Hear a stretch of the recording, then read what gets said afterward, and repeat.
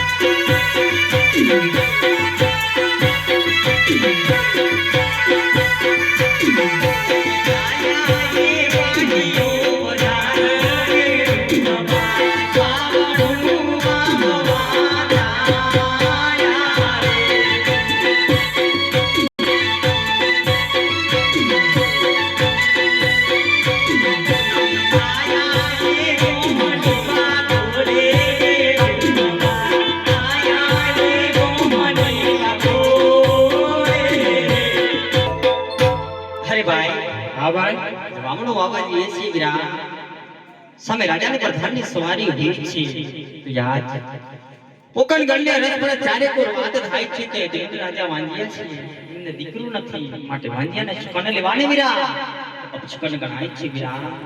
તો આજે વામણો વાવા જઈએ અને જો આપણે મોગા ભાવના બી ખેતરમાં નાખ્યા છે અને પછી જો આ બી નહીં ઉગે અને વાંજિયા રે બી તો આપણી ખેતી નિષ્ફળ જાય કે વીરા.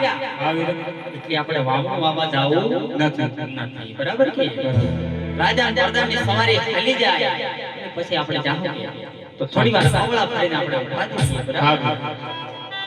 હા વીરા પરપા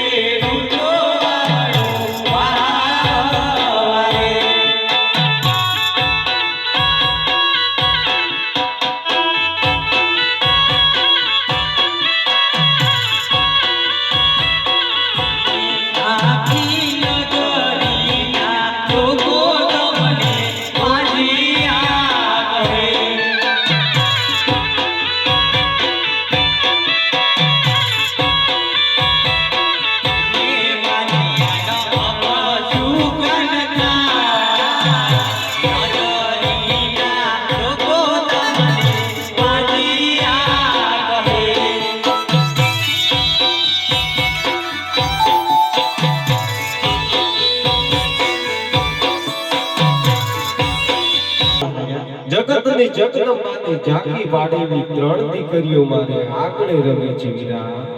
લાસા, લક્ષ્મી અને સગુણા.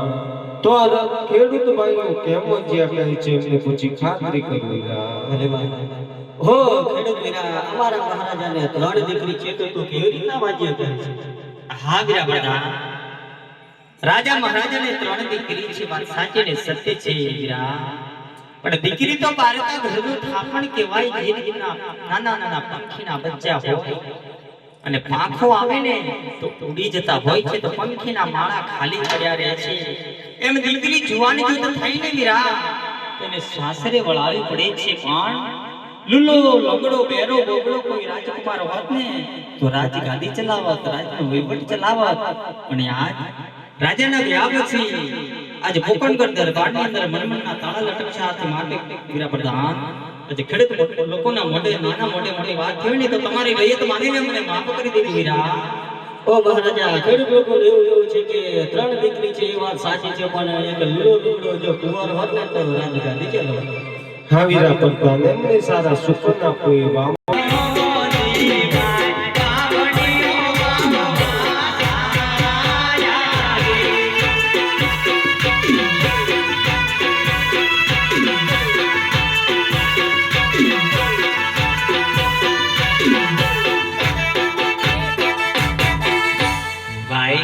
આવી અમે તો ગયા છીએ પણ તને ઓળતા આવડે કે ના બા ઓળતા નથી આવડતું. અને વાવતા વાવતાય નથી આવડતું.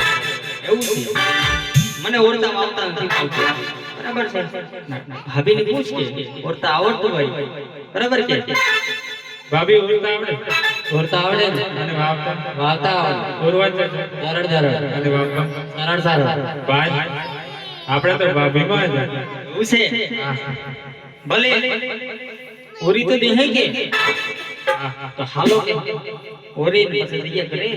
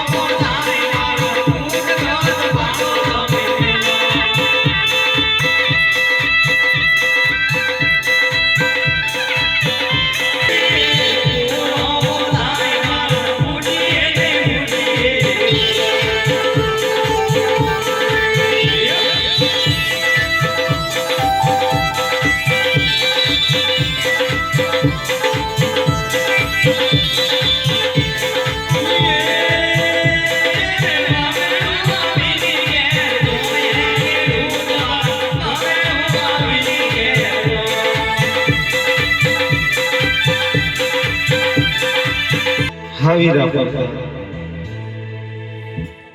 બાગોની અંદર હતા તો આટલું જાણવા મળ્યું છે ઘોડીલા તૈયાર કરવું નગરોની અંદર ફરવાજે ગયેલા. ઘોડીલા તૈયાર જ છે મારા ભાઈ. હરે આજે રાજાને